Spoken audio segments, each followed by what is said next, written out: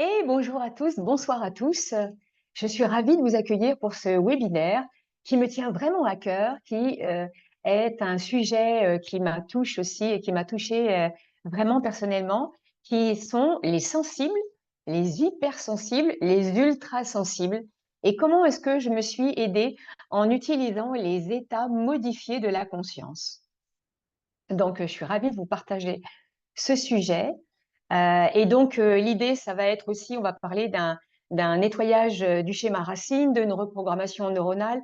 L'idée, c'est quand même pas de se prendre la tête, mais qu'on puisse aller un peu explorer comment est-ce que je peux me réconcilier avec mon parcours de vie, comprendre comment est-ce que mes émotions ont pu interagir dans ma vie, et surtout avec beaucoup de bienveillance et de gentillesse pour ce petit trait de caractère qui m'est cher aussi à moi et avec lequel je me suis réconciliée. Alors, c'est parti. C'est parti pour aller booster le potentiel, accueillir la base du schéma racine, mais surtout propulser son énergie à un niveau supérieur pour explorer le potentiel énergétique en pleine conscience.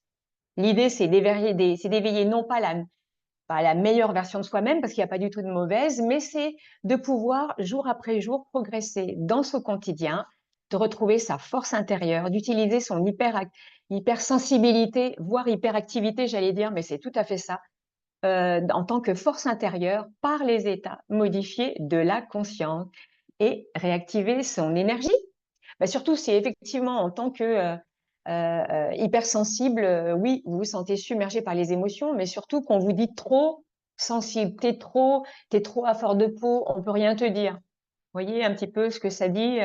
En même temps, les personnes hypersensibles, ce que je vais leur dire, elles ont l'habitude, mais c'est intéressant de temps en temps de se le réentendre. Mais surtout, c'est intéressant aussi pour les personnes qui connaissent pas bien ce petit truc en plus qu'on pourrait dire et que certains aimeraient avoir en moins, mais qu'aujourd'hui, j'espère que vous allez pouvoir vous réconcilier avec ça. Surtout si vous vous sentez différent, stressé, angoissé.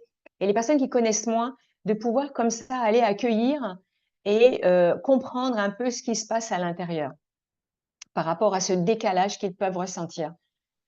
J'en ai ras-le-bol de ressentir tout ça, ce fardeau-là qui me pèse avec toutes mes émotions, que je vais voir négatives, mais je vais vous proposer de les voir un peu comme des amis, et cette espèce de façon de penser que l'hyperactivité va entraver votre épanouissement, et de vous sentir encore prisonnier de ce conditionnement qui pourrait vous empêcher de vous épanouir pleinement dans le présent. Ouais, mais bon, si vous êtes là, c'est que vous avez envie d'activer votre énergie magie à l'intérieur, l'âme qui agit, et récupérer toute cette énergie et reprendre votre vie en main rapidement. Ben, moi, j'aime bien cette citation parce que dans la vie, il y a deux sortes d'individus. Il y a ceux qui regardent le monde tel qu'il est et se demandent pourquoi. Et moi, j'ai choisi faire partie un petit peu, d'imaginer aussi mon monde intérieur tel qu'il pourrait être, tel qu'il devrait être. Et je me demande aussi pourquoi pas. Pourquoi pas quoi? Pourquoi pas pratiquer et aller explorer un peu plus en conscience. Bon, bah, la réalité de la situation, c'est OK. Surtout pour les hypersensibles. Pour certains, c'était bien, en fait, de se retrouver confinés. Mais la sortie a été compliquée. Le fait de se retrouver un peu dans l'isolement avec toute cette anxiété. Le télétravail qui est en train, en fait, de régresser, hein. Les gens se sont aperçus qu'il est important d'avoir des interactions et de retourner au travail. Et pour les hyperactifs, les hypersensibles, les ultrasensibles, au niveau psychique et cognitif, ouais, c'est vraiment très, très compliqué. Surtout que ça met une sensibilité, une compensation, en fait, de pouvoir être un peu coincé, en fait, dans ces états d'hypersensibilité. Et surtout, ça met des impacts au niveau du stress, au niveau cognitif, physique et psychique. Ça peut même arriver avec des symptômes hein, qui sont vraiment très, très importants et exacerbés avec le côté hypersensibilité, vraiment se sentir au niveau cognitif comme un peu épidermique au niveau des sensations, avec des endroits, des environnements qui seraient trop agités, comme la foule, trop bruyants, par exemple, même en travaillant aussi dans des endroits très, très agités. Au niveau psychique, cette hyper-émotivité, cette réactivité excessive parfois, de se sentir trop, une sensibilité socio-affective avec trop exacerbée, ou alors trop empathique trop absorbé par les autres ou trop s'occuper des autres. Et il y a des études qui ont révélé qu'il y a un lien en fait avec cette trop hyper anxiété ou hyper angoisse qui peut avoir un chemin assez rapide jusqu'à la déprime, à la dépression. Et il y avait un facteur malheureusement assez favorisant sur ces personnes hautement sensibles et sujets aussi beaucoup plus facilement aussi au burn-out. Donc ça, on va en parler. Qui suis-je? Je m'appelle Laurence Riez. Vous voyez, je suis tout ça. J'ai créé un podcast qui s'appelle Allume ta magie. Je suis dans la danse. J'aime la nature, la danse, comme vous avez pu voir. J'ai fait du golf pendant longtemps et ça m'avait permis effectivement de garder mon cap, en fait, hein, et de garder mon axe en pleine nature. J'aime la méditation, j'aime explorer, j'aime surtout ne pas me prendre la tête et être fun. Bon, je suis tout ça aussi. Je suis extrêmement allumée, intuitive et connectée, mais j'ai vraiment bien les pieds sur terre. Et je suis passionnée par la transmission d'outils puissants qui ont fonctionné pour moi, en fait, comme la sophrologie, l'hypnose, la danse, oui, l'EFT, qui est une pratique que j'aime énormément, et la cohérence cardiaque, la brain gym aussi, j'aime beaucoup utiliser ça, le tai chi, le qigong, tout aussi le travail de l'intégration des réflexes primaires de survie qui vont pouvoir, une petite piste là pour voir en quoi est-ce que les états d'expansion de conscience à l'intérieur du corps vont pouvoir vous aider. Ouais, même hypersensible, je peux choisir d'être 100% responsable, d'avoir aussi, et je vais vous le mettre un peu au milieu là, d'avoir choisi cette hypersensibilité. Et parfois aussi, on peut aussi ne pas l'avoir choisi au départ. On peut avoir cette hypersensibilité exacerbée au fur et à mesure du déroulement de ma vie, que ce soit à la naissance, que ce soit à l'enfance, avec des chocs, et vous allez voir plus tard comment est-ce que ça peut devenir un terrain hypersensible alors qu'au départ ça ne l'était pas, ou carrément arriver avec cette hypersensibilité. Et l'idée, c'est je dois absolument être responsable de la confiance pour ma sécurité dans mon corps. Je vais devoir apprendre à lâcher prise et cette solidité à l'intérieur de moi dans la confiance et la sécurité va m'aider à avoir confiance en moi, mais aussi en l'autre. Voilà. Même hypersensible, je suis aussi un être de lumière. Dans tous les textes sacrés, il est dit que nous sommes des êtres divins.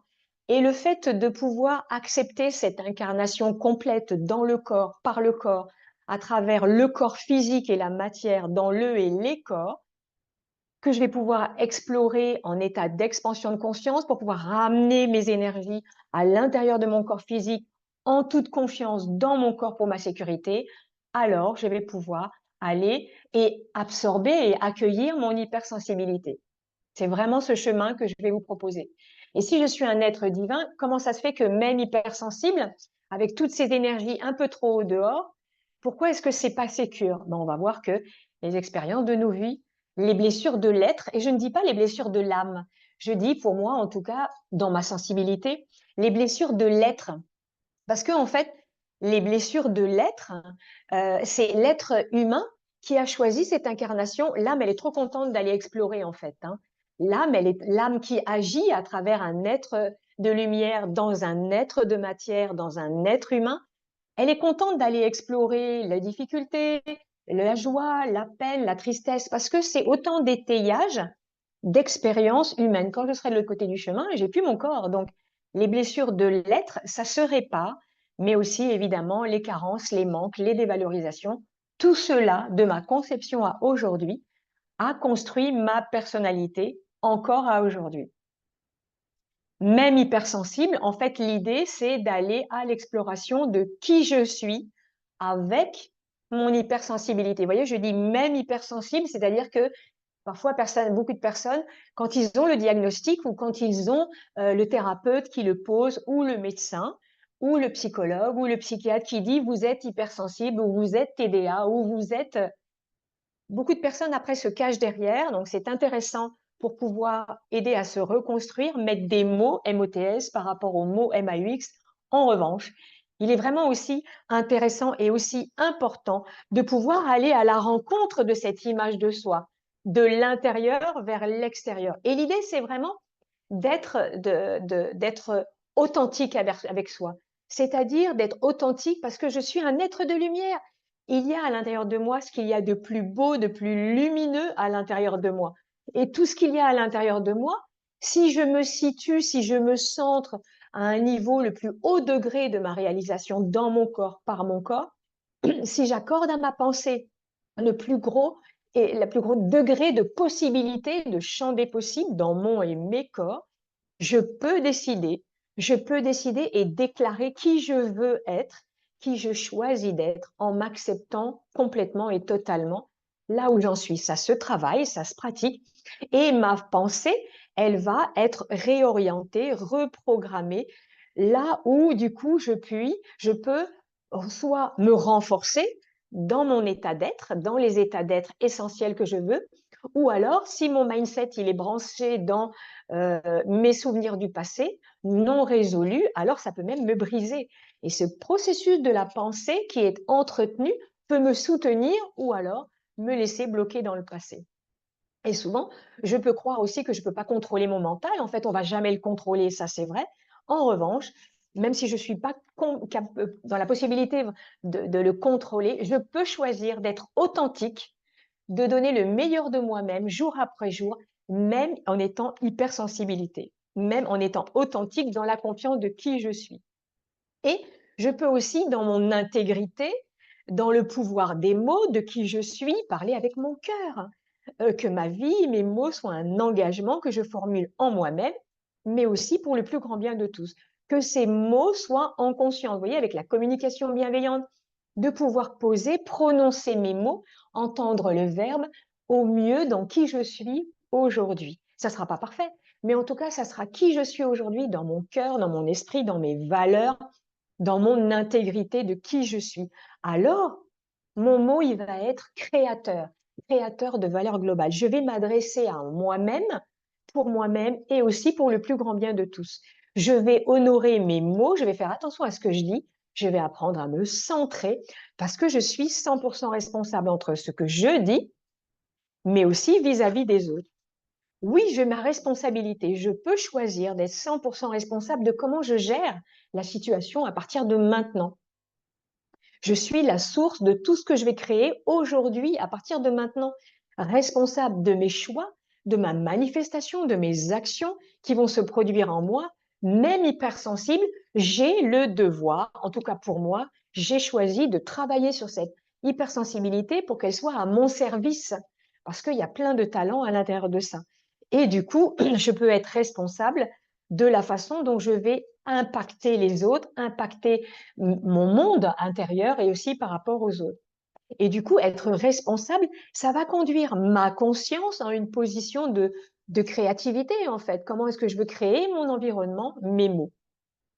Alors, si ma responsabilité, elle augmente, mes qualités de leader, d'accompagnante, même si je suis pas thérapeute, d'être au service de ma vie pour le plus grand bien de tous, moi et les autres. Donc, du coup, ma décision d'être responsable pour moi-même, c'est un peu quelque part où va être un puzzle dans mon monde intérieur. Mais aussi, je peux choisir aussi d'être dans l'ouverture, c'est-à-dire dans l'ouverture de moi-même et c'est-à-dire dans l'ouverture de ce que je veux choisir, c'est-à-dire d'aller accepter de l'aide, d'aller accepter de travailler sur moi, d'être dans mon ouverture de cœur pour que mon ouverture de cœur, elle soit au mieux pour moi, en moi et avec moi. C'est vraiment important d'être comme ça, de choisir. Même hypersensible, mon image de moi, elle va être intégrée avec de l'image de l'intérieur vers l'extérieur dans ce que je vais choisir, puisque de ce côté-là, évidemment, je vais aussi choisir d'être un être humain. Vous voyez, je suis revenue en arrière. Cet être humain en ayant tout mon passé, de mon karma, de mes vies d'avant pour ceux et celles qui y croient. Mais du coup, dans mon karma, je choisis cette incarnation qui va m'amener à être même hypersensible avec une image de moi de l'intérieur que je vais choisir aussi pour la refléter de l'extérieur. Mais cette image de moi, elle va être aussi teintée avec des couches, comme par exemple, du coup, au niveau des pays que je vais choisir, de mon environnement, de mes traditions, des religions, des dogmes, des courants de pensée vont teinter, vont mettre comme une couche du collectif à l'intérieur de ma structure de personnalité, de mon je suis. Ma famille, le clan familial, les lignées d'hommes, les lignées de femmes, le transgénérationnel, ce que je vais choisir aussi, comment est-ce que je vais être au niveau de ma famille, et du coup, va teinter toutes mes personnalités un peu plus à l'intérieur, et du coup, ça va être tout ce qu'ils vont me transmettre dans ma famille. Si j'ai eu aussi de mes parents dans la famille, dans les traditions, des familles où je vais me sentir joyeuse, mon énergie de vie va pouvoir augmenter, mon potentiel qui tend vers l'infini va pouvoir s'exporter. Si j'ai choisi une famille parfaite, ça n'existe pas. Nos parents ont fait de leur mieux avec ce qu'ils ont choisi. Nous n'avons pas eu des parents parfaits, nous ne serons jamais des parents parfaits. Et s'ils avaient eu des parents parfaits, et des parents parfaits, et des parents parfaits. Vous voyez ce que je veux dire? Du coup, je choisis, je fais ce que je peux. Je suis quand même une petite âme qui a choisi tout ça. Et pour me structurer après dans mon inconscient personnel, résultat, qu'est-ce que ça va faire à l'intérieur de moi? Je vais naître. Alors, vous verrez, j'ai fait aussi une autre vidéo sur les mémoires fétales et les mémoires prénatales. J'ai fait une autre vidéo aussi sur les mémoires de l'enfance et de l'enfant intérieur. Donc là, vous allez avoir plein d'informations sur le fœtus, le schéma racine qui va faire que tout cet inconscient de la famille, l'inconscient des traditions, l'inconscient collectif, l'inconscient planétaire, tout ça va teinter ma programmation quand je vais choisir de m'incarner pour devenir un enfant, un jeune ado et tout ce qui va se passer à l'intérieur. Vous voyez, de ma famille à ma famille, mon clan, mes parents, mon rang de fratrie, je vais choisir si j'ai décidé d'être l'aîné, si j'ai choisi d'être le cadet, si j'ai choisi de venir après par exemple après une IVG ou une fausse couche, tout ça, je vais le choisir. Si j'ai choisi aussi de venir dans cette famille en ayant décidé d'être abandonnée, tout ça, je vais le choisir. Ma conception va arriver dans ma nidification exactement là où j'ai besoin par rapport à mon thème d'astrologie. Ça, vous le verrez aussi. Je choisis mon genre, évidemment, au 3e mois fœtal, dans mon 2e trimestre. Je choisis si je veux être une fille ou un garçon. Et au bout d'un moment du 3e trimestre, ben oui, il y a effectivement cette énergie qui se pose dans être soit comme le nid du féminin, ou soit comme la petite graine qui va être posée de mon père et du masculin. Je vais avoir la conscience, effectivement, qui va arriver que je suis vraiment un peu plus dans un corps. Les cellules de mon corps vont avoir conscience que je suis dedans. Je vais avoir de moins en moins de place et je vais aller jusqu'à l'accouchement.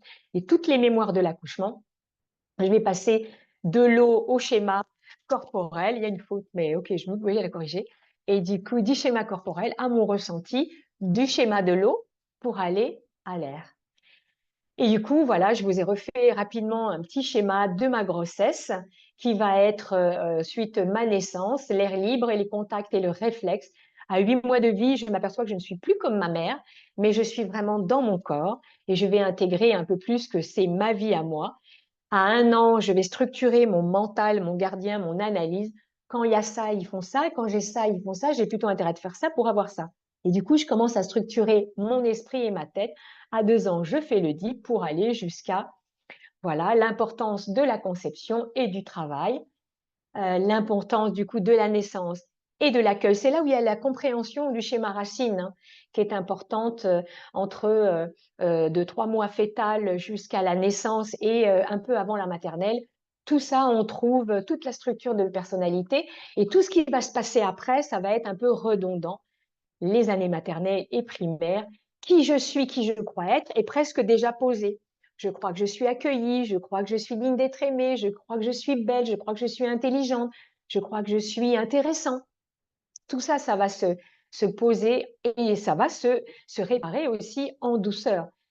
Tout ce qui va se passer avec la préadolescence, l'adolescence et le jeune, ça va confirmer ma structure de personnalité et je vais, du coup, soit je vais confirmer et je vais être adaptée et je vais continuer pareil, soit je vais infirmer et je vais commencer à être un peu rebelle si j'ai de l'espace pour ça dans la famille et je vais commencer à avoir aussi mes comportements un petit peu inconscients qui vont venir. C'est intéressant de voir que souvent, moi j'avais entendu que, en fait, effectivement, tout se joue dans l'enfance, mais il y a aussi la période de l'enfance où l'enfant, il est encore dans l'enfance, ok, il veut bien faire ce que fait le parent, mais l'adolescent, il va vraiment faire que du coup, il va être au niveau de l'enfance, du coup, il va être plutôt dans plutôt écouter ce que dit l'autre plutôt que d'être dans dans l'énergie de il va moins écouter ce que dit l'autre, mais plutôt il va plutôt regarder comment il fait, comment elle fait, et éventuellement, est-ce que oui, est-ce que non, je peux éventuellement être OK avec ça. Vous voyez ce que je veux dire? Donc, du coup, c'est vraiment ça qui est intéressant de voir par rapport à tout ça. Voilà, donc du coup, je vous ai fait un rapide résultat des impacts de ma structure de personnalité, de mon repère extérieur, puisque du coup, j'arrive à aller du repère extérieur vers l'intérieur et dans qui je crois être. Je suis un être de lumière et de bébé de 5 ans à 1 an, l'exploration de la découverte de mon environnement, de ma socialisation, vous voyez, avec la maternelle et comment ça fait chez moi et comment ça fait chez les autres. J'arrive au CP et je vais faire les apprentissages. Là encore, euh, OK, fais ce que je te dis et du coup, je continue éventuellement. Mais à l'adolescent, j'ai besoin de voir comment est-ce qu'il fait l'adulte et est-ce que et je fais pareil ou je vais aller contrer comme ce qu'il fait. C'est vrai qu'il y a beaucoup de parents qui ne savent plus comment faire en fait par rapport aux adolescents parce que les adolescents, ils s'en moquent maintenant de ce qu'ils disent. Puisque parfois, souvent dans les enfants, il y avait une dame qui s'appelle Françoise Neveu, avec qui j'ai travaillé sur les enfants et les nouveaux enfants, qui disait les enfants, les adultes, les mots mentent. Donc ça, c'est assez intéressant.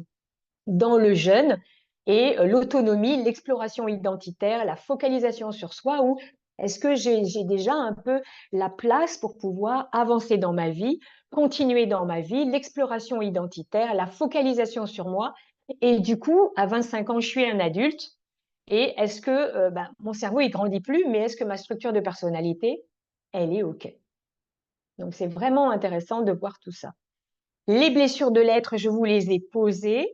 Et du coup, c'est intéressant de voir que le rejet, quelque part, je me suis pas sentie accueillie, mais c'est vraiment des mémoires de la conception où je voulais être je suis un garçon, en fait, je vais être une fille. J'arrive, je mets le bise dans toute la famille. Je suis un avortement raté. Donc, tout ça, c'est vraiment, c'est pas me sentir rejetée par la suite hein, ou abandonnée. C'est vraiment les mémoires de rejet où, du coup, la conséquence, c'est que je ne vais plus, je vais rien attendre des autres et je suis même pas mal et j'avance sans jamais rien attendre des autres. Les mémoires de l'abandon, je suis née, j'ai le droit d'être là, mais on s'occupe pas de moi. Voilà, je suis vraiment, soit je suis abandonnée au bras de quelqu'un d'autre, mais je ne suis pas rejetée, je suis abandonnée au bras de quelqu'un d'autre, même si c'est assez similaire, mais les autres vont pouvoir s'occuper de moi et le parent essaye éventuellement qu'il y ait un meilleur pour soi. Alors que là, j'ai le droit d'être là et du coup, je vais réaliser que en fait, je suis là, même si on me donne le minimum, un toit, éventuellement de la nourriture ou pas de nourriture du tout, mais aucune nourriture affective. On m'aime pas. Et du coup, ça va faire que du coup, je vais me comporter en étant, surtout avec l'hypersensibilité, à devoir en donner plus, à bouger plus, à faire plus pour avoir un minimum vital qui est l'acceptation de soi. Là, le rejet pour un hypersensible, là, ça peut le détruire complètement. Et là, c'est assez compliqué, mais c'est possible de rattraper les choses. L'humiliation, c'est-à-dire qu'on s'est moqué de moi. On s'est moqué de moi dans mon physique ou dans mon odeur ou et dans la façon dont je vais jouer, donc je vais m'amuser, donc je vais avoir ma gourmandise, donc je vais manger. Donc du coup, je n'ai pas le droit au plaisir. Et ça, je peux me couper de mon ressenti. Et pour l'hyperactivité et l'hypersensibilité, c'est horrible de faire moquer de moi. Donc du coup, le fait qu'on m'humilie, le fait qu'on se moque de moi, je ne vais plus du tout avoir confiance en moi et je vais avoir mon image qui va être calquée que sur les autres. C'est vraiment l'horreur. La trahison, je vais comprendre qu'en fin de compte, on me ment. On me dit bleu alors que finalement on fait vert. Tiens, je te promets que tu vas avoir ça. Finalement, on ne me le donne pas. Et du coup, je vais me sentir trahie, manipulée. Et ça, du coup, je vais faire confiance. Résultat, je vais faire confiance à personne. On peut aussi me cacher des choses. On peut me mentir. Oui, oui, si, tout va bien, mais en fait, mes parents sont en train de divorcer. Et ça, je vais vraiment prendre conscience de 2 ans à 4 ans que, ben, effectivement, on m'a menti. Le côté injustice, c'est vraiment le fait de, alors la froideur, l'insensibilité, on peut le trouver par là aussi, mais je vais réaliser cette injustice et cette façon de m'avoir élevée entre 4 ans, puisque je me retrouve déjà à la maternelle et j'ai commencé un peu à comprendre cette situation qui est différente par rapport, par exemple, je suis différemment élevée entre mon frère ou ma sœur, ou avec les cousins ou autres. Et l'injustice, c'est aussi la violence verbale, physique, ontologique faite sur le corps de l'enfant. Ça, ce sont des mémoires d'injustice. Et du coup, je vais être même pas mal, je vais tout blinder, je vais tout couper et je peux être un petit peu psychorigide, un peu tout ça. On peut avoir open bar, hein. Ça c'est sûr. C'est important de voir aussi les manques et les besoins psychologiques. Alors, vous voyez, je vous les ai étiquetés du plus fort de l'incarnation du corps physique, qui peut être aussi un manque de nourriture, un manque de toit. Dans les besoins de sécurité, ça peut être aussi la peur du conflit, la peur d'argent, la peur de perdre son travail dans cette zone-là. Là, c'est est-ce que je fais partie de la famille? Est-ce que je fais partie du groupe? Et du coup, de la confiance en moi. Un manque d'appartement de la confiance en moi, où on m'a pas valorisé, on ne m'a pas. Donc, c'est toutes les mémoires aussi de trahison, vous voyez, de dénigrement. Tout ça, c'est quand je commence à grandir et je fais pas partie du groupe, en fait. Ça, c'est vraiment difficile. L'estime de soi, c'est pas pareil que la confiance en soi. La confiance en soi, c'est dans ce que je fais. L'estime de soi, c'est qui je suis. Je suis moche, je suis nulle, je suis débile. Vous voyez, dans la façon dont je suis, dans mes qualités et dans mon savoir-faire et dans mon savoir-être. Les besoins cognitifs, c'est-à-dire, je peux être un petit peu dans l'évitement. Et là, du coup, si par exemple j'ai à manger, si j'ai un toit, si j'ai assez d'argent, si je peux faire partie du groupe, si je me sens un peu dans l'estime de moi, alors je vais aller essayer d'avoir envie d'explorer et ensuite mettre du beau dans ma vie pour la réalisation de moi jusqu'à aller à l'éveil.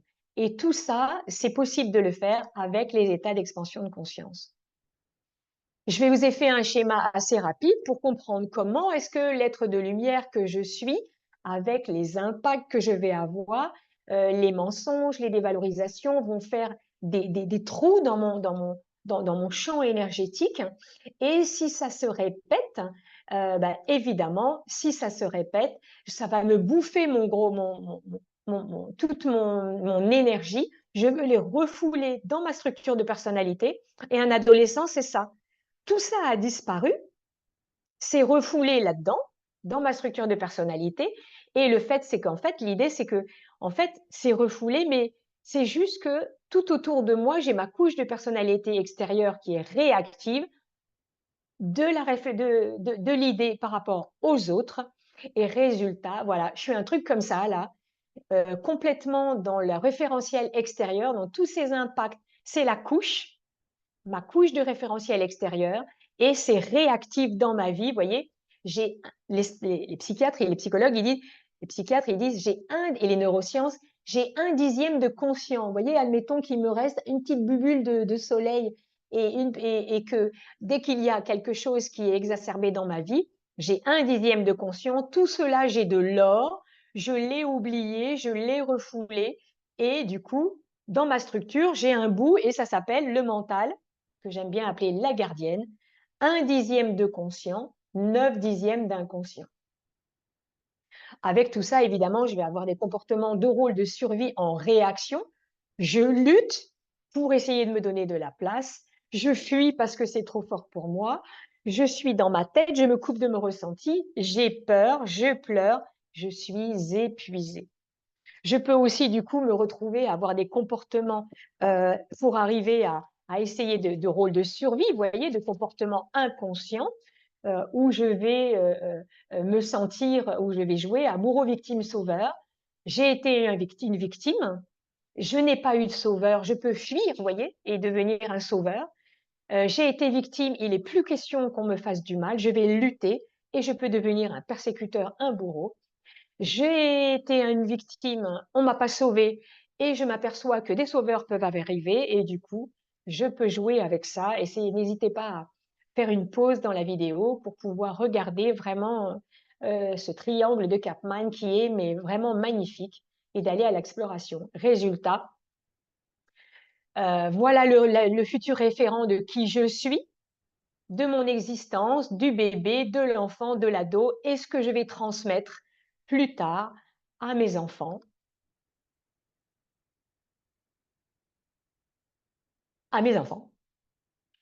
J'avais envie quand même de vous montrer aussi qu'est-ce qui se passe dans le corps avec la structure de personnalité et dans mon corps, au niveau de mon cerveau et dans le néocortex, vous voyez, qui pense avec, vous voyez, les deux grosses bulles, cerveau droit, cerveau gauche qui a là, cerveau droit, vision globale, cerveau gauche, vision de détail, avec les petites neurones qui sont là et qui vont faire des petites connexions. Et donc, on a ici ce qu'on appelle un peu les amygdales, vous voyez, les amygdales du cerveau. Et dans ces endroits-là, c'est là où on a toutes nos mémoires. Le cervelet, c'est un cerveau qu'il ne faut surtout pas oublier. J'aime bien parler, vous voyez, des quatre cerveaux. Et donc, il y a le cerveau réflexe archaïque on se partage avec tout ce qui pond un œuf, les crocodiles, les grenouilles, les tortues, ces réflexes archaïques. Et du coup, ça connaît, vous voyez, les petites tortues, elles sortent, et elle est où la lune? Hop, elles vont à la mer. Elles jouent pas avec le sable, elles n'ont pas le temps. Survie, manger, pas manger, être mangé, voilà, vie, mort. Archaïque et réflexe. On se partage ça à l'arrière de la nuque, tout le long de la colonne vertébrale, vous voyez, le long de la moelle épinière. Le cerveau limbique qu'on se partage avec le mammifère à cet endroit-là, et donc et avec les petites amygdales, pas les amygdales de là, vous voyez, c'est celle au centre de la tête. Puis vous voyez aussi que c'est aussi entre les deux yeux.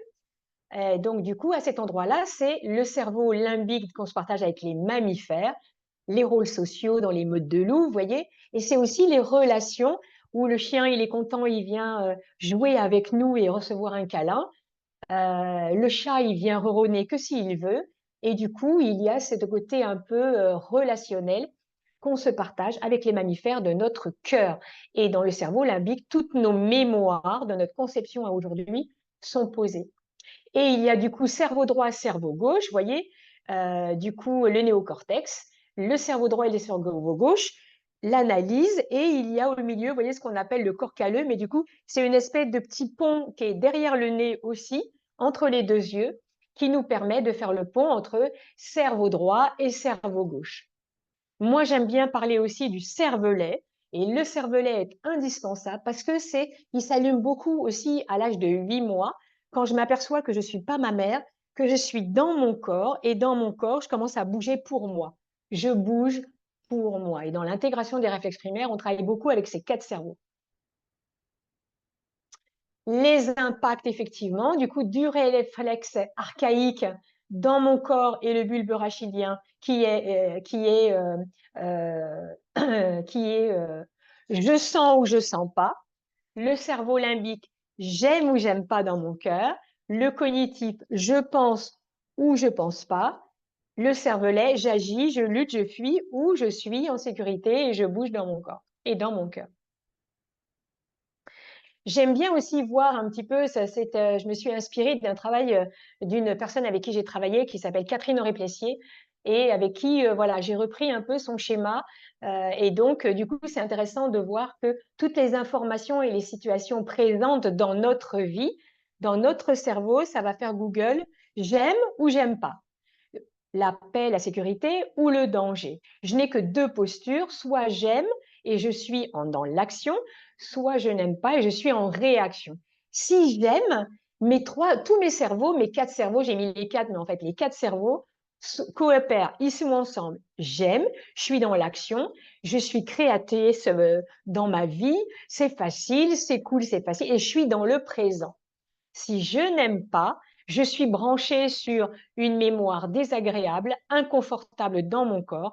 Mes 3-4 cerveaux sont en compétition parce que du coup, tout de suite, c'est un stress. Je n'aime pas. Et mon gardien, une partie de mon cerveau va dire attention, il y a un danger, réaction dans mon corps, je me coupe de mon cœur, j'ai pas le temps d'avoir mon cœur, je suis dans la survie tout de suite, immédiate, je lutte, je fuis, je fige, en fonction de cette mémoire désagréable du passé. Résultat, je suis soit dans l'action, dans mon corps facile, soit je suis en réaction et je suis coincé dans le passé ou dans le futur.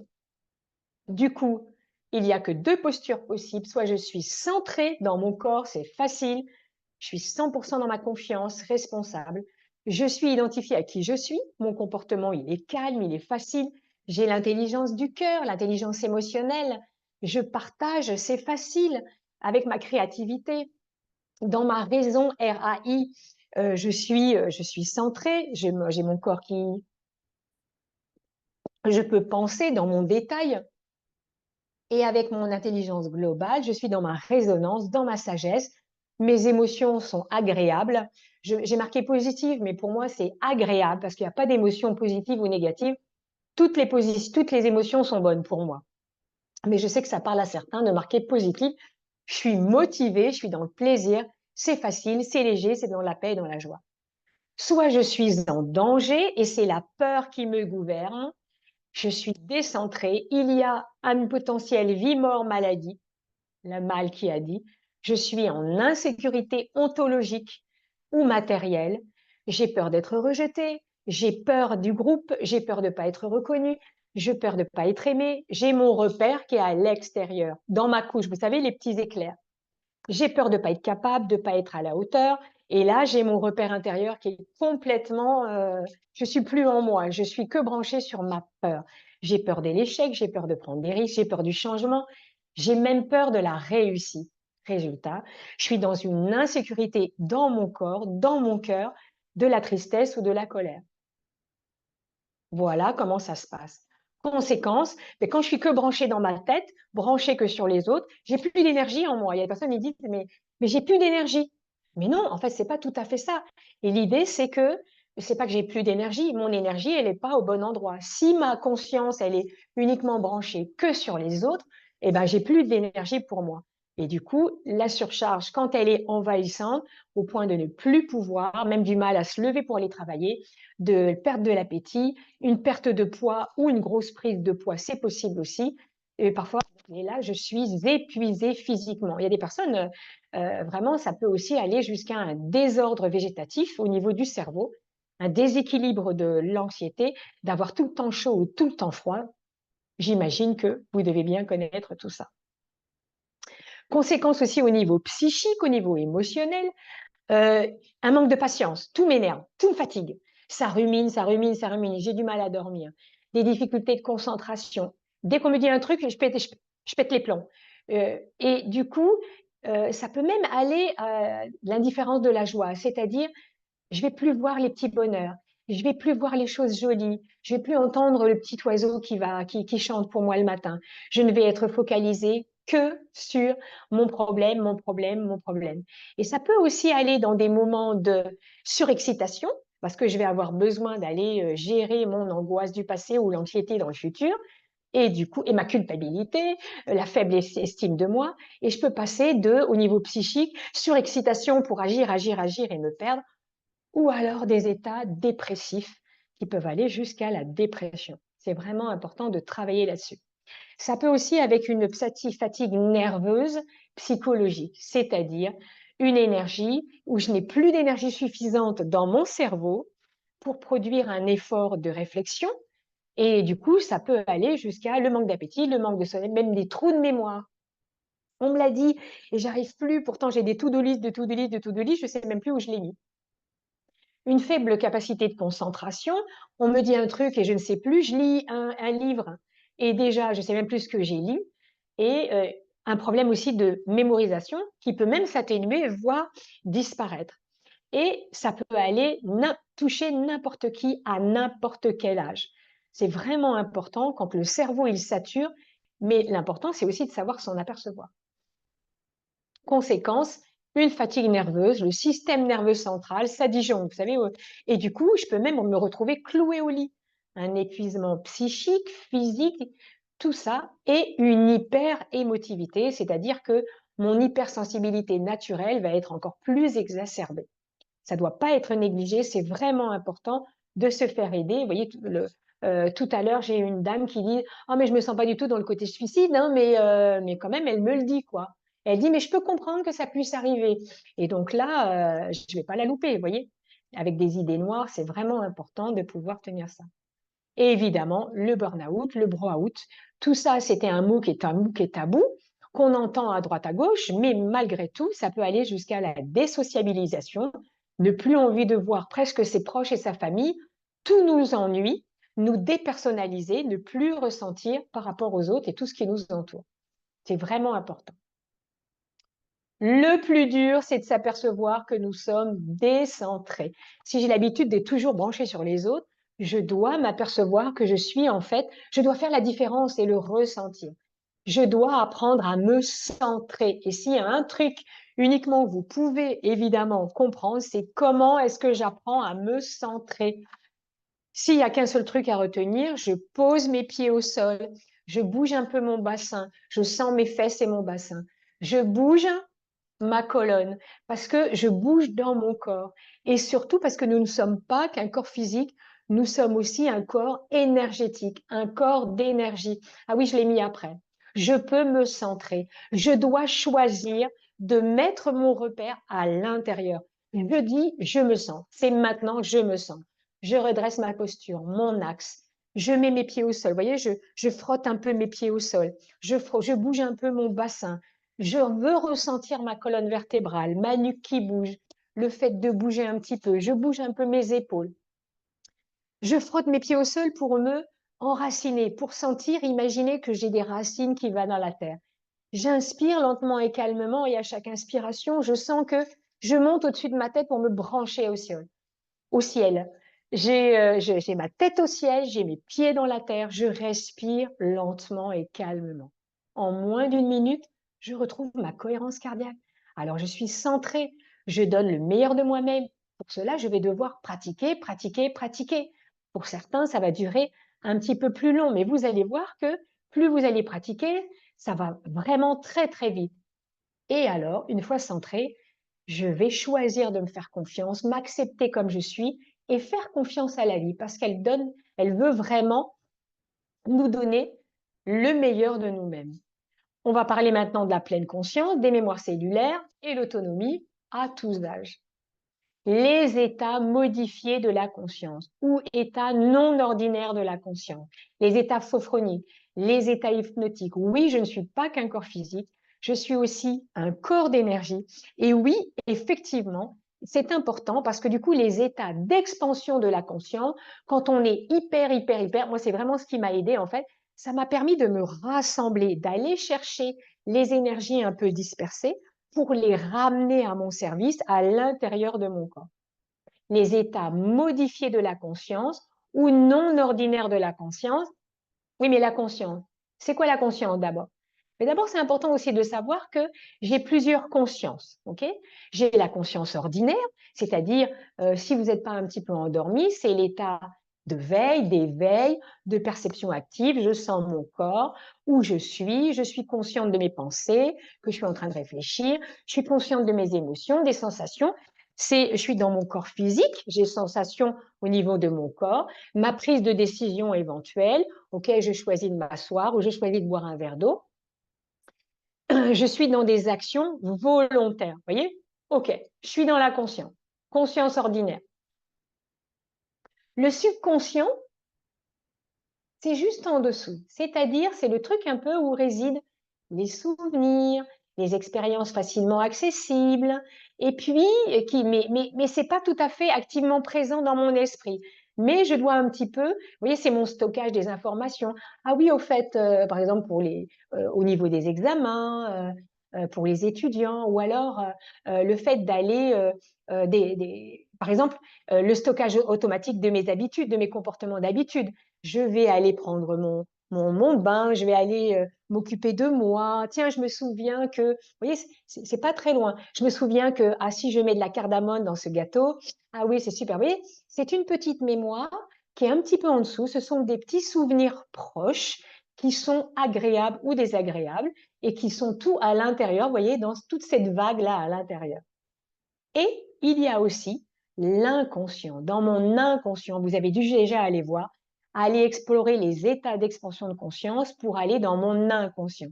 Ce sont les parties beaucoup plus profondes à l'intérieur de moi, de mon histoire, de ma conscience, de mon expérience, de ma conception à aujourd'hui, très, très, très profonde dans mon esprit, dans mon cœur et dans mes émotions, dans mes souvenirs et mes pensées, jusque dans mon corps, qui influence mes comportements, mes mécanismes de défense, mes pulsions instinctives. Vous voyez, si dans mon histoire, j'ai eu des choses douloureuses, alors ben, effectivement, je vais aller, je vais me comporter comme un crocodile dans la lutte, où je vais rester caché, ou alors, voilà, ça peut exploser éventuellement. Et de temps en temps, pour les personnes hypersensibles, en fonction de la situation à vivre, on a vu tout à l'heure qu'en fonction de la situation à vivre, ça fait des bulles sous forme d'angoisse, des bulles qui reviennent du passé ou des projections dans le futur. Ça va être comment dans le futur? Mais comment j'ai fait? Mais c'est pas possible. Comment je vais faire? Parce que du coup, je suis nulle, je suis pas capable. J'ai ça dans mon inconscient et je veux même me comporter en je vais pas être capable. De toute façon, ils vont pas me dire. Vous voyez, ce sont les différentes consciences que j'ai à ma disposition. Les états d'expansion de conscience, on peut les mesurer aussi au niveau du cerveau avec les ondes cérébrales. Les ondes bêta, conscience ordinaire. Quand je commence un petit peu à m'endormir, les ondes alpha. Les ondes theta, je suis endormi. Les ondes delta, je dors profondément. Les ondes gamma, les ondes du rêve. Je vous ai mis un petit schéma que j'ai trouvé qui était plutôt joli. Vous voyez, bêta, je suis en conscience ordinaire, normale. Je prends le métro, je dors, je fais du vélo, je mange, je rigole avec des copains ou autre, je vis ma vie. Ensuite, je vais commencer un peu à m'endormir ou faire une petite méditation. Je commence un petit peu à flirter vers m'endormir. Je vais aller vers une relaxation un peu plus profonde. Je dors profondément. Pour aller jusqu'en delta, on doit me secouer pour me réveiller. Et en gamma, c'est pour ça que souvent, quand on se réveille, vous voyez, ici, on est réveillé. Et c'est pour ça qu'on a accès parfois à des rêves parce que ce sont des ondes très, très, très, très, très rapides qui sont posées sur ces ondes-là.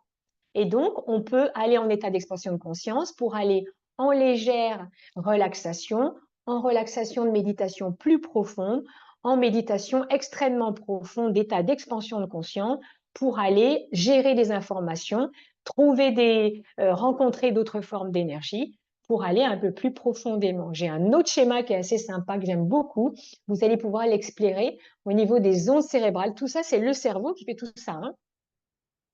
Et du coup, ils sont aperçus qu'effectivement, avec les zones bêta, vous voyez, on peut aller dans les zones bêta de stress, mais de l'action, et dans les zones, en fait, sensorio-motrices qui contrôlent le mouvement, et j'ai pas besoin, en fait, de bouger, mais je peux aussi, en bêta, être un peu dans l'hyperactivité ou l'impulsivité. Quand je commence un petit peu à me détendre ou à me relaxer, j'arrive en alpha, en θ, en delta, et puis ils se sont aperçus qu'il y avait effectivement d'autres zones, qui est epsilon, qu'ils appellent ça, des ondes cérébrales epsilon, et des ondes aussi de fréquence nouvellement découvertes, qui ne sont pas encore étudiées. Dès que j'en sais plus, je vous raconte tout ça.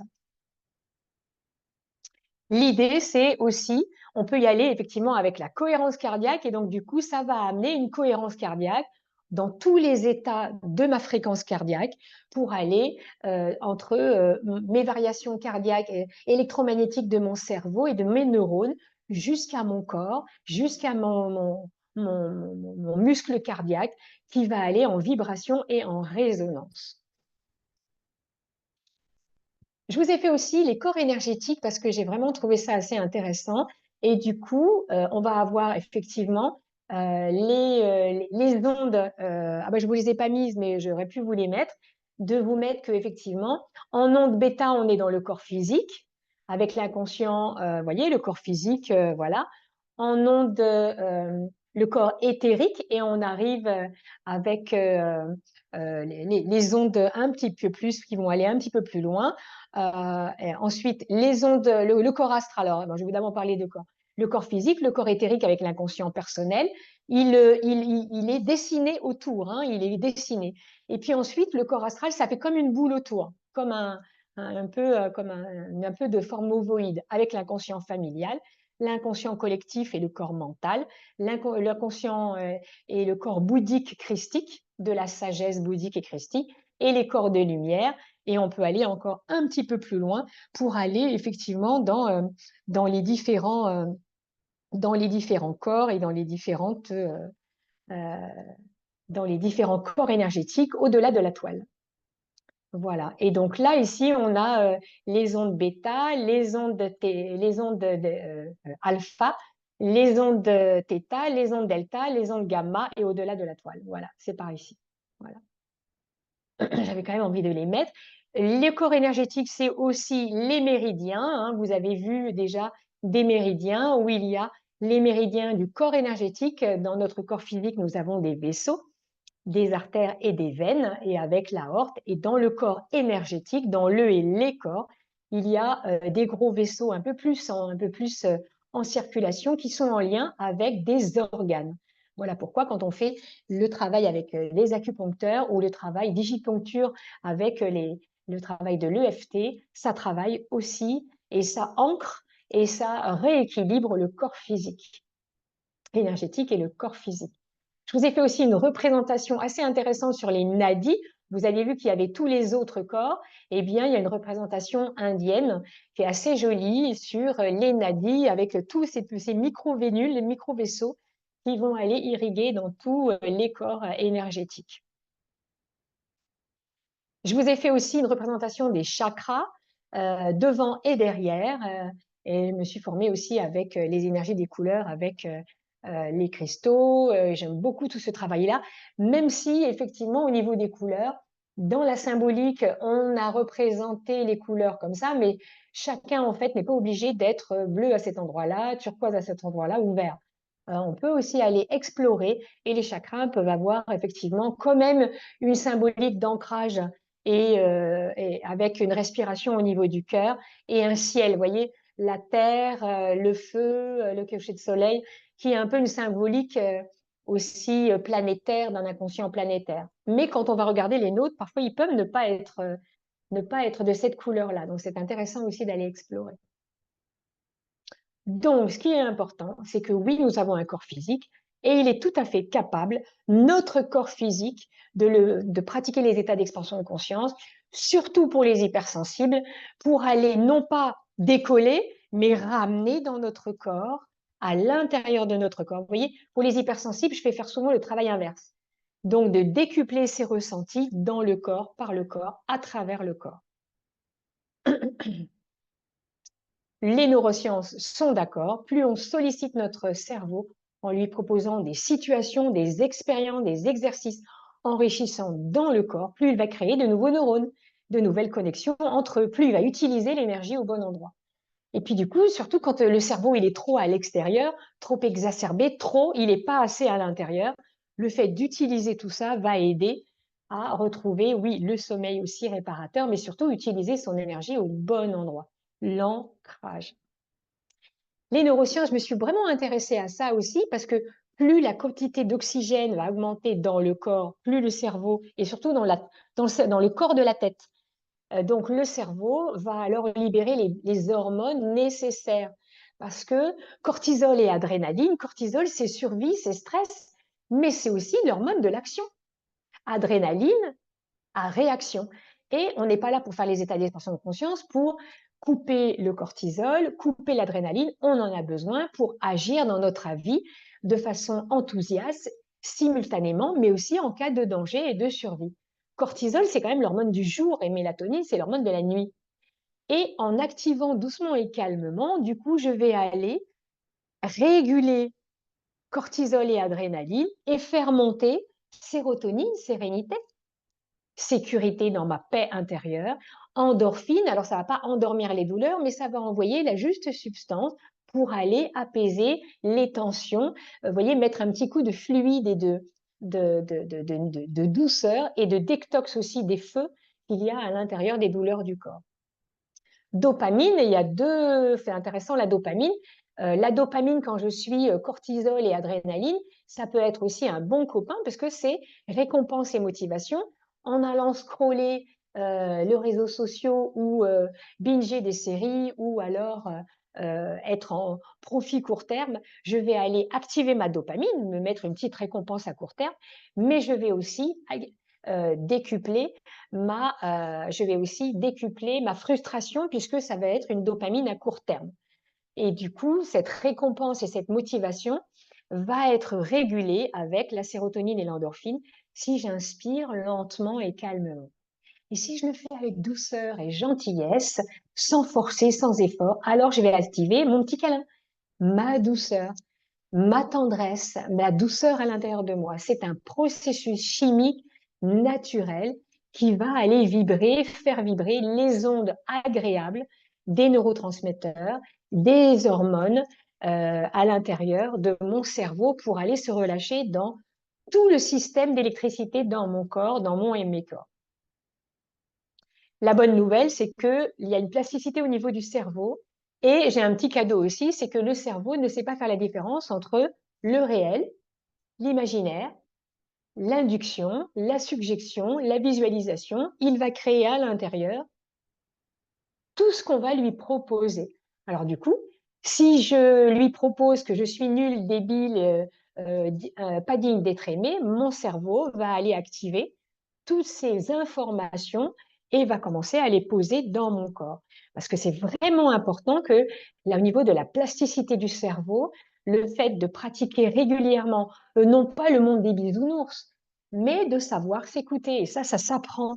C'est important de pouvoir réorienter. Vous voyez, soit je suis centrée ou décentrée sur ma peur, je peux choisir de me recentrer dans la sécurité pour aller amener une détente physique, un réalignement, une reprogrammation neuronale pour aussi au niveau psychique, une amélioration de ma concentration, à condition de le pratiquer tous les jours. Je peux vraiment reprogrammer mon cerveau.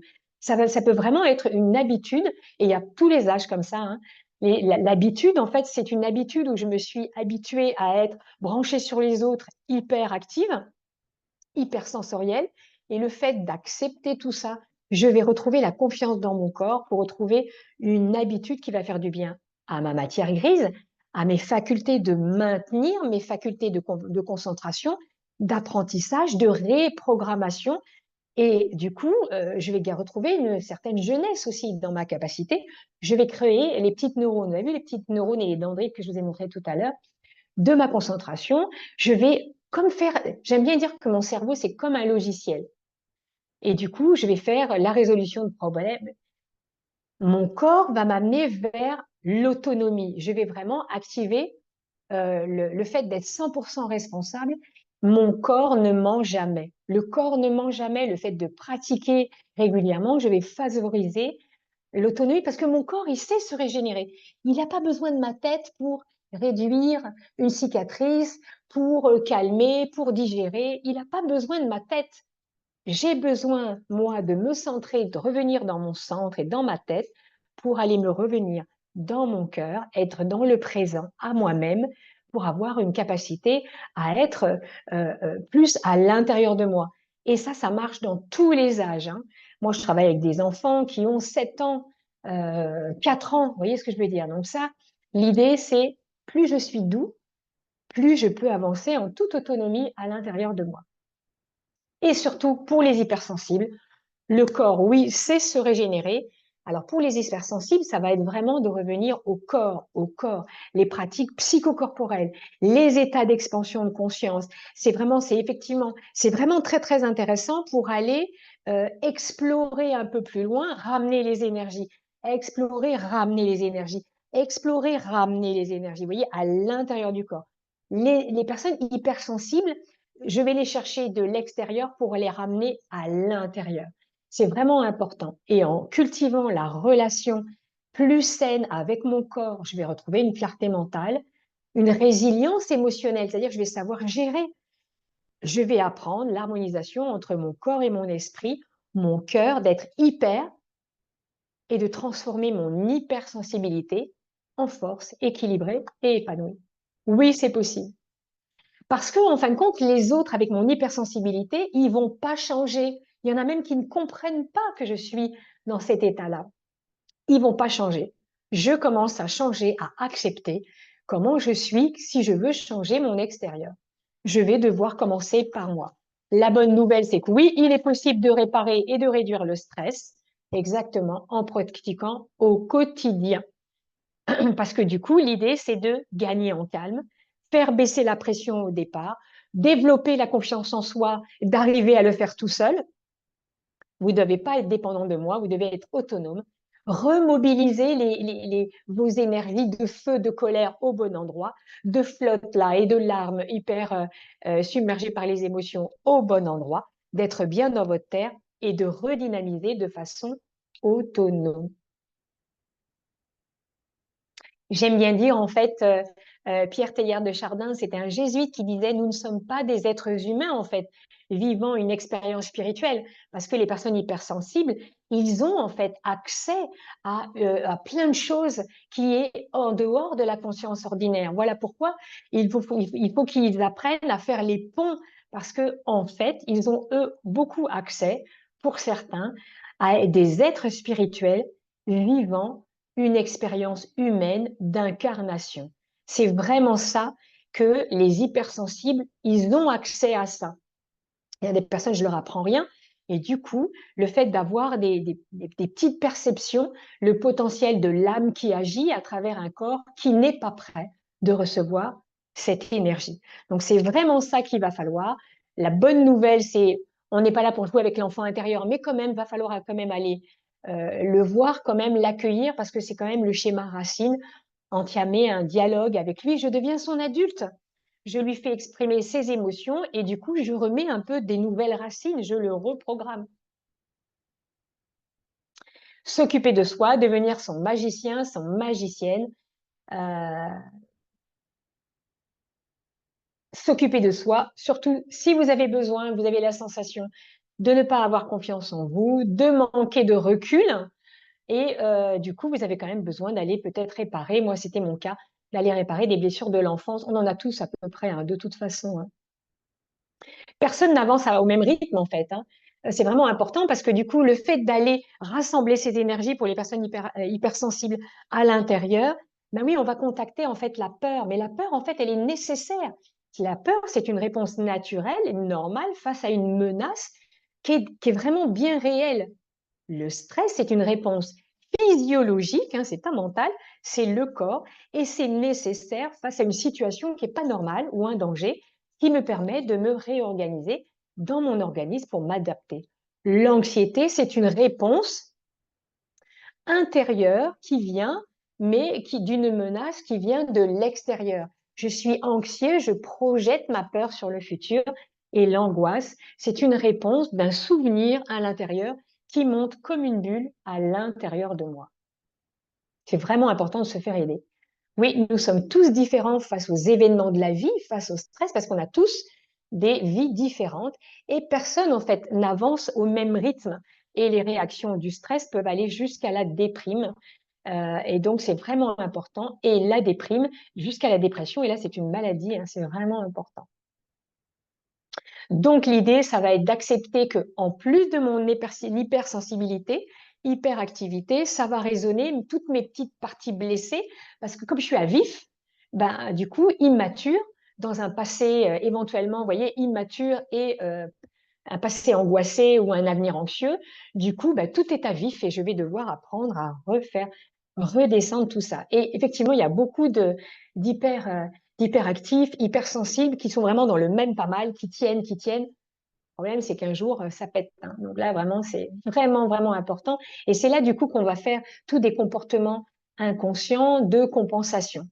Nous croyons être des adultes alors que nous sommes comme des grands gamins à nos dépens, insatisfaits chroniques, incapables de répondre à nos besoins. Je ne sais même pas quels sont mes besoins. Ben oui, si je suis branchée à l'extérieur, carrément en dépendance affective.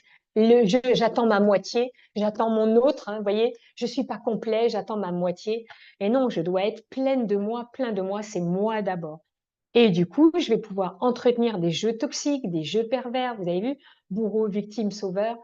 Je vais peut être même aussi dans la dépendance de toutes sortes de dépendance à l'autre, dépendance de drogue, de tabac, de sucre, de sexe. Vous voyez, tout ça, c'est vraiment important. Comment faire? Eh bien oui, il y a les blessures de l'enfance dans l'inconscient, reconnaître et apaiser pour aller transformer, retrouver une réconciliation en tant qu'adulte aujourd'hui. Je ne vais pas me perdre dans le passé, hein. Je vais aller rassurer mon petit pitchou, ma petite pitchounette qui est coincée dans une chambre, dans un endroit, un ado, et je vais y aller tranquillement pour aller récupérer tous mes talents.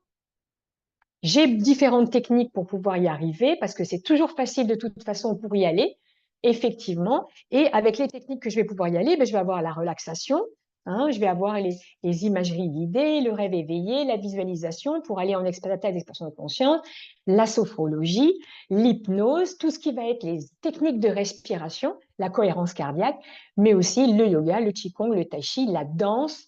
Moi, c'est ce qui m'a sauvé la vie, la marche rapide, la course à pied.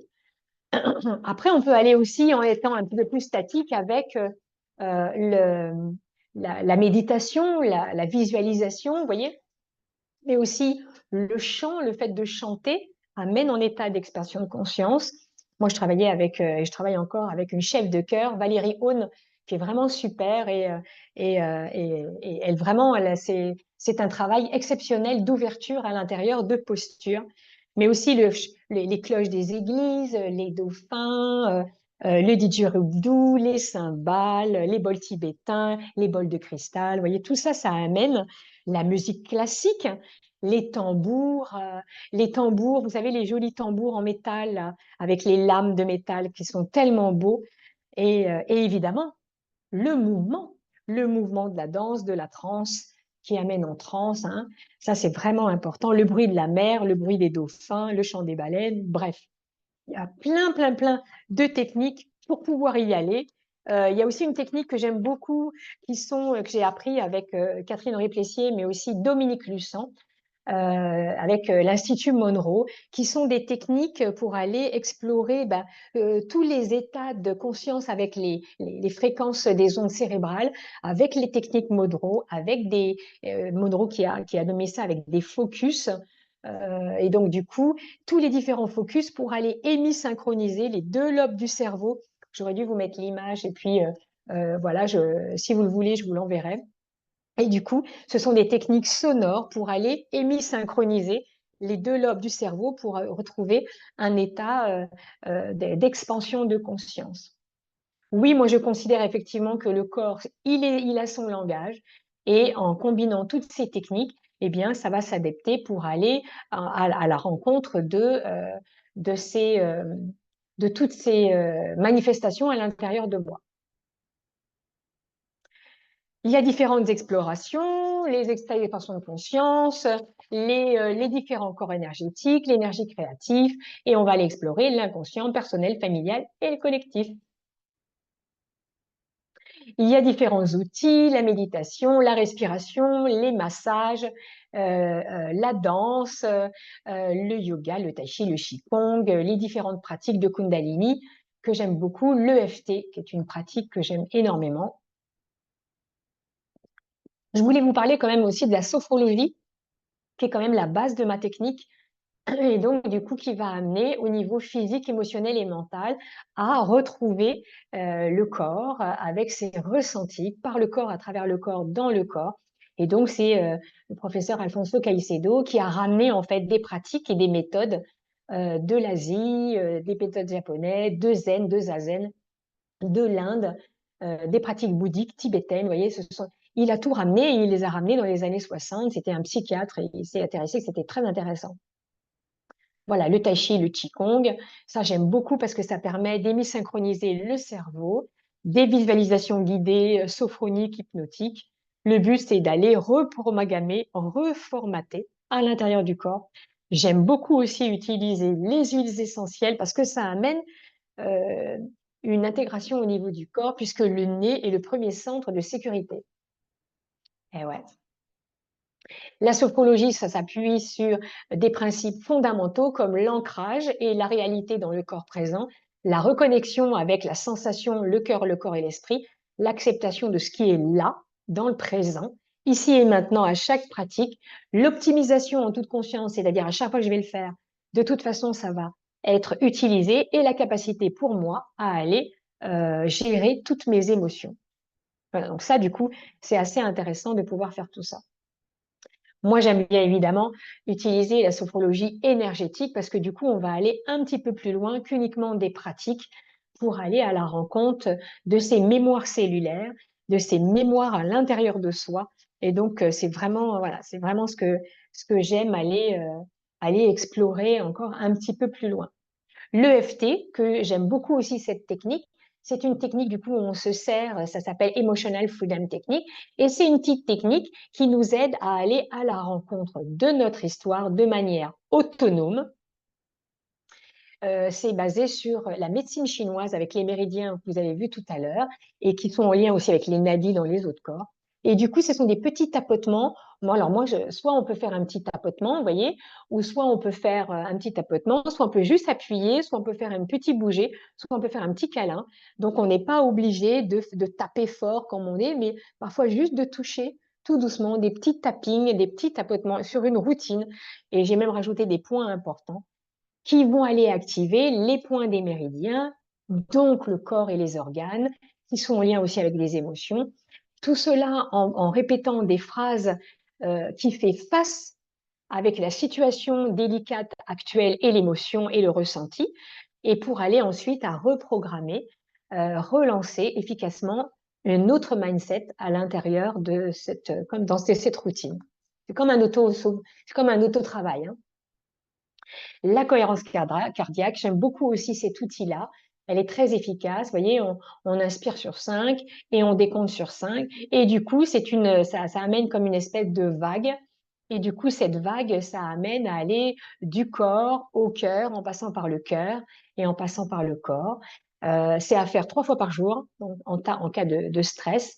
Ce sont des moments de 6 minutes.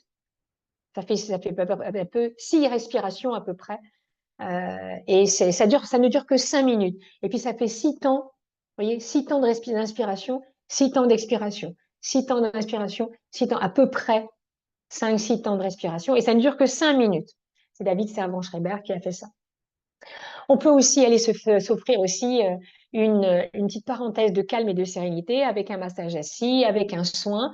Donc là, c'est l'autre qui fait le soin pour vous, mais moi, je l'amène avec un soin énergétique, avec aussi, vous êtes acteur et actrice de de de ce soin que vous allez recevoir. Vous êtes co-créateur avec le soin. C'est pas uniquement je m'allonge et je laisse faire. Non, non, vous êtes co-créateur de l'énergie complètement actif. Pareil aussi au niveau d'un soin qui peut aller jusqu'à un massage, l'intégration des réflexes primaires ou alors aussi un rééquilibrage pour décristalliser et clarifier la charge mentale et la clarté mentale avec des soins énergétiques et aussi praniques et aussi de réflexologie du crâne. Donc ça, c'est extrêmement important. Attention, c'est magique. Si, c'est magique, mais à une condition, c'est de pratiquer régulièrement. C'est vraiment important de pratiquer régulièrement, sinon ça ne marche pas.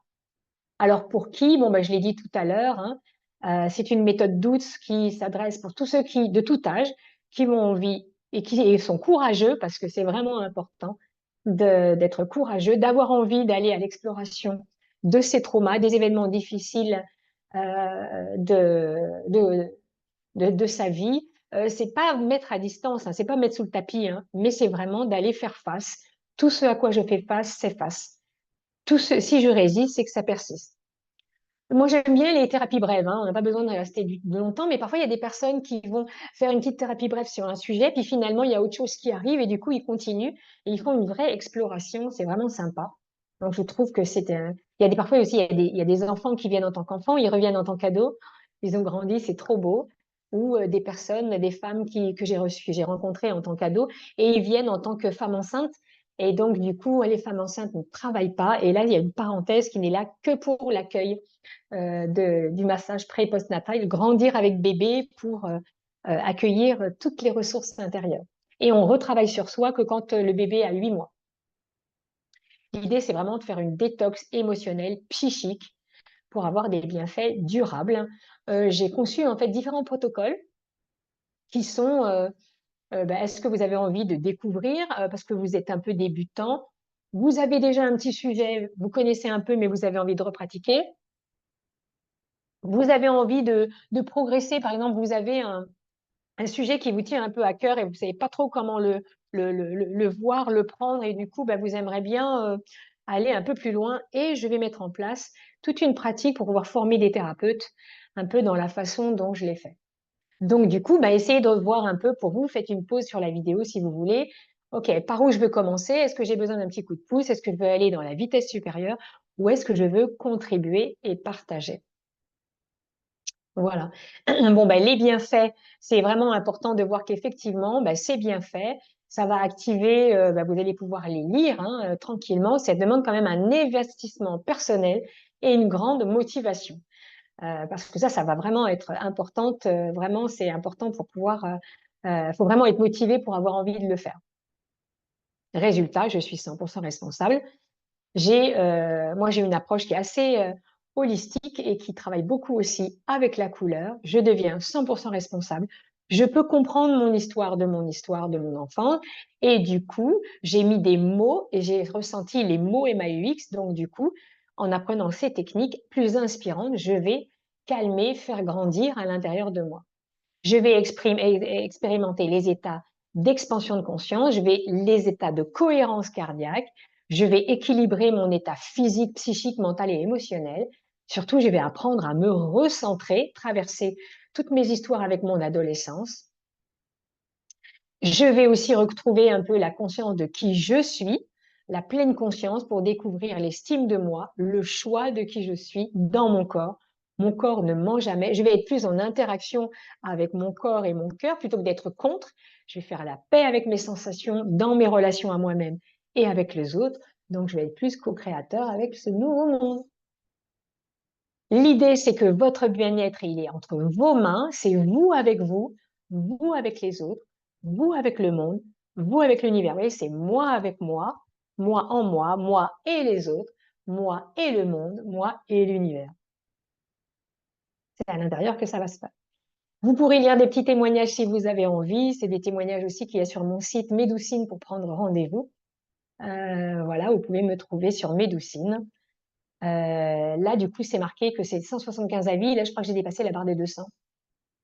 Merci à vous, gratitude. Il est possible de faire 3 premières séances, par exemple, pour faire un bilan et regarder, de choisir de s'engager peut-être après pour faire 6 à 12 séances pour faire un travail un petit peu complet. Vous voyez, 3, 3 et 3, ça peut être intéressant. Et l'idée, c'est effectivement que ça soit assez bref avec un partage de votre histoire, vos attentes et définir un peu des objectifs pour faire des séances individuelles sur mesure en fonction de vos histoires. Ça peut être en individuel, en groupe ou en live. Ça peut être aussi en entreprise. En individuel, du coup, ça va être pour apprendre à se centrer en toute confiance, de recharger son énergie aussi. On peut avoir envie d'un petit coup de recharge énergétique.